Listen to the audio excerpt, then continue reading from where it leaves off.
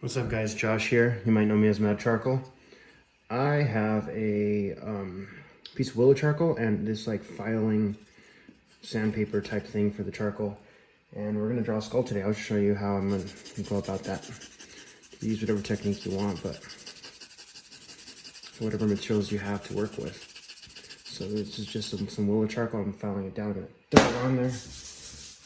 Kind of get the shape of where I'm gonna work. I like putting it down because it's kind of hard to work on an extremely white piece of paper. All right, get some compressed charcoal now, not willow charcoal, we just dropped down willow charcoal. Also, the reference is available in the description, so you guys can draw along with me if you'd like.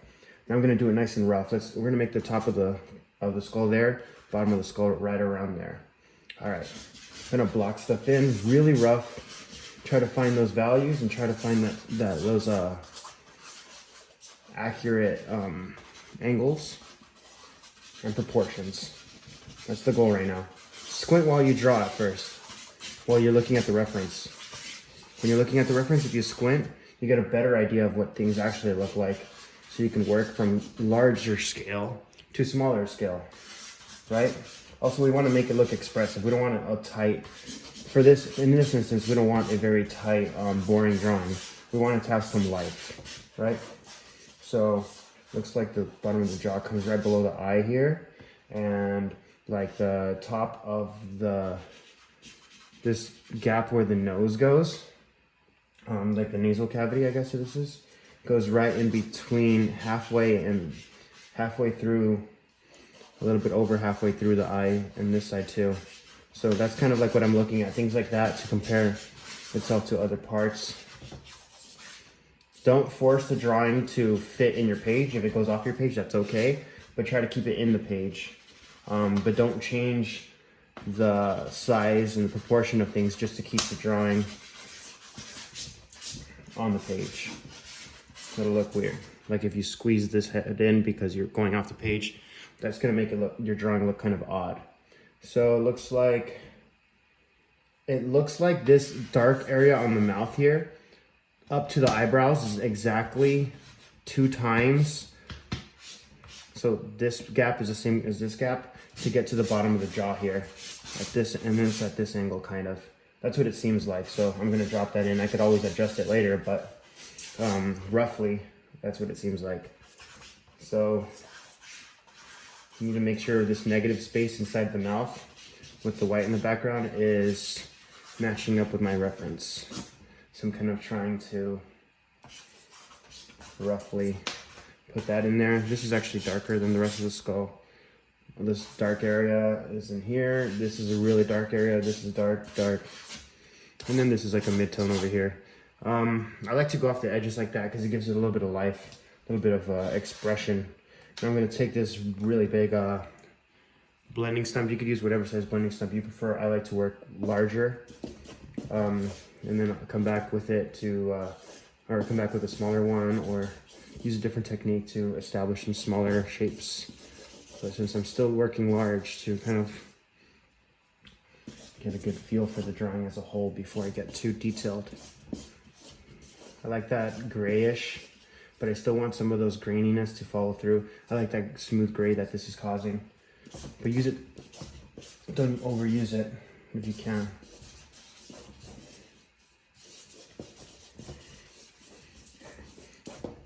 I like to get the motion of the curves and the kind of like what the drawing feels like. I kind of establish it actually literally. Like there's a whole dark area here, so I kind of establish that with like these exaggerated curves and motion lines, even though there's not really there. Okay, I think I've got a decent base to work with. Now I have this kneaded eraser. I'm gonna stretch it out a little bit, clean it a little bit. Now I'm gonna squint at my reference and kind of look at where my highlights are gonna be. So this is gonna be light there. There's some light coming down underneath the eye socket here. Top of the nose, right here. Just kind of nice and rough. To start lightening things back up, getting them the accurate value. Right here, underneath the nose and at the top of the teeth. This is lighter too, but don't go too light. Be sensitive with it. This is actually a little lighter, and then some light is hitting here. A little bit of bounce light in here, but I'm not that dark there anyway, so I'm gonna leave it. Don't force it. Bounce light or reflected light is usually a little bit darker than your mid-tone still. It's not as light as your highlights or even your mid-tone. It's usually darker than that. It just looks like it's lighter on the reflected light part if you do it properly with some decent shadows. Okay. Now I'm gonna I'll probably take this pan pastel with a soft palette knife. So this is black pan pastel and a soft palette knife. I love to use this stuff, and I with the like replaceable foam tip. I'm gonna dip that in. So it works well to combine with the charcoal. So I'm gonna do that for some of the deeper darks, and it gives me like a nice smooth control and large surface area of black. Almost like painting. So let's get these shapes down. It looks like there's a little bit of the bone here, with this shape there, the cheekbone, and then below the cheekbone here. Right, so it looks like where the nose ends right here, up to the left, or just completely directly to the left, that's where the shadow starts here. And then it comes in this way, so I'm gonna block that in. There seems to be a hole in this skull particularly right there. And still squinting every now and then at my reference so that I know that I have the right values. This is where the outside of the jaw is, right middle of the eyeball there.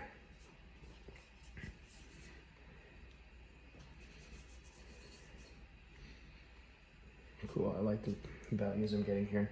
Just got to darken up just a little bit, but not too much. This got to be more of a mid-tone as well in here. And below here, this will be highlighted later. There's a little bit of an eyebrow shadow here and there, or the brow of the eye socket.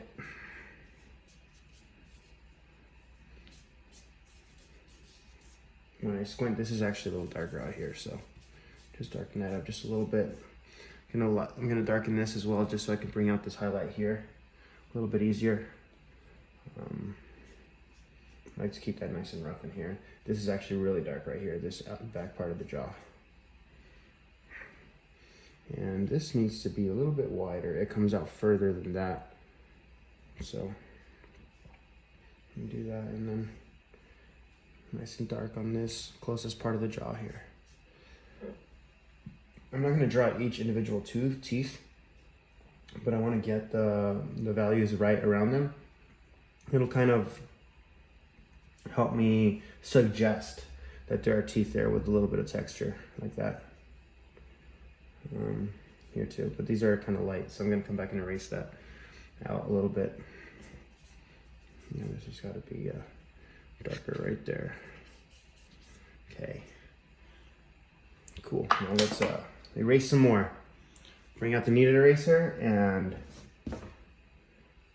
kind of find some places that need some highlights, but work big to small. Big shapes first, details later. Let's establish this edge right here, just like that.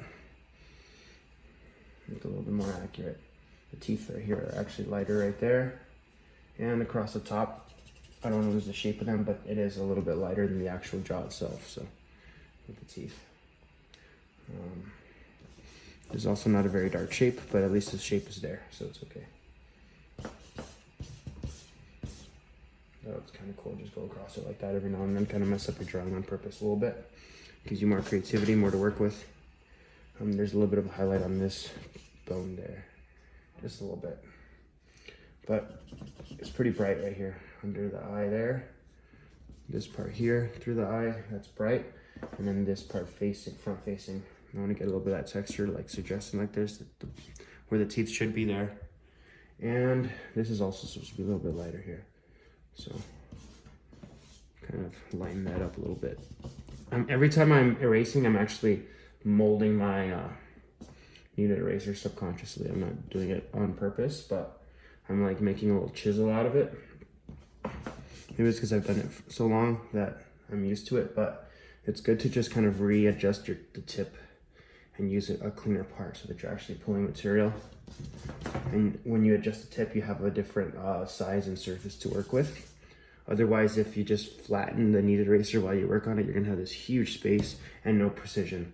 So get that chisel there, and then do that, you'll have nice precision. There we go, I'm starting to like how this looks. It might actually be really cool. Actually, this needs to be lighter on the inside of the mouth here, because this is the background showing through, and the background is white, so a little easier to work with, a little more simple to work with than a darker background. If you don't want to establish it, if you don't want to put it in, kind of make it the silhouette of the actual skull a little bit clear, more clear where it is. Still not being too neat, right? I like the stuff that's in the background to kind of fade into the background, like the further back part of the skull. I don't want it to be a harsh line there. I want the harsh lines to be here because that's what attracts the attention, right? This is supposed to be bright there, and this is supposed to be nice and bright as well. So looks like we're losing some of these value changes inside of the eye socket, so I'm gonna see if I can establish those a little bit. Like there's lightness here that we don't have in the drawing, so I'm gonna push that in there. Looks like this part's supposed to be bright as well, so maybe not that bright. Let's blend it back out. Actually, too much now. There we go, nice in between. Okay.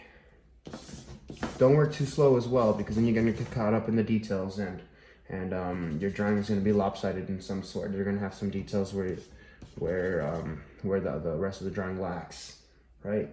You only want to do that intentionally, not by accident, not by getting caught up in one part of the drawing. If you work the entire drawing, going back and forth from different points, you're going to have a more balanced drawing than actually just working on one part at a time until it's done. So let's work the entire drawing, okay? There we go. That looks pretty cool. Pretty happy with that. Let's, just for a little bit of added flavor, let's take a piece of compressed charcoal. There's one.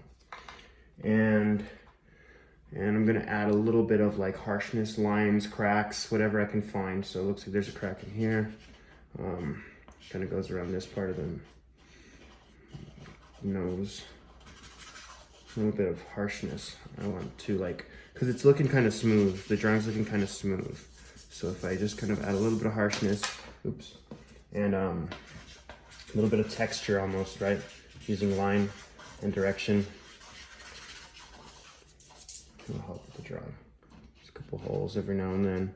If they're looking a little too out of place, if everything's looking a little too out of place, rub it out a little bit. Just smooth it out, blend it out just a little bit.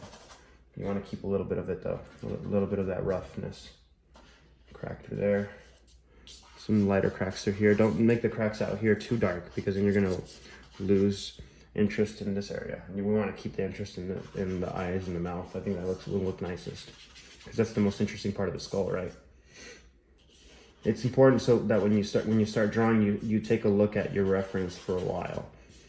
You like study your reference, see what's most interesting in it and what you don't want to lose. Your non-negotiable of what you don't want to lose in the focal point of the drawing, what you want to communicate, right? And then also establish maybe what you would be okay with losing. Like, I'm okay with losing this edge here, right? So I'll leave it. I'm not okay with losing these details and the different changes, dramatic changes in value in this area, right? So that's kind of the way I'm working at this point. Making sure not to lose that. That's how I draw a skull with charcoal. Expressive. You could do this with any materials that you choose to do. You just have to manipulate and use the materials in a different way sometimes, or just look at if your materials don't operate the same way mine do. Just adjust. And this is a pretty smooth paper. This is actually Strathmore drawing paper, the 300 series. This is a 14 by 17 sheet for anybody wondering. But you could do that with pretty much any materials. Yeah, thanks for watching, guys, and visit madcharcoal.com/shop if you would like to buy my work, buy some prints. I ship all over the world. Or if you want to buy the art kit that I offer with the materials that I use for charcoal drawing. Or I also have a basic drawing course that goes more in depth into what I do and how I develop my ability to draw, so you can develop it as well. Thanks for watching, guys. I will see you in the next video.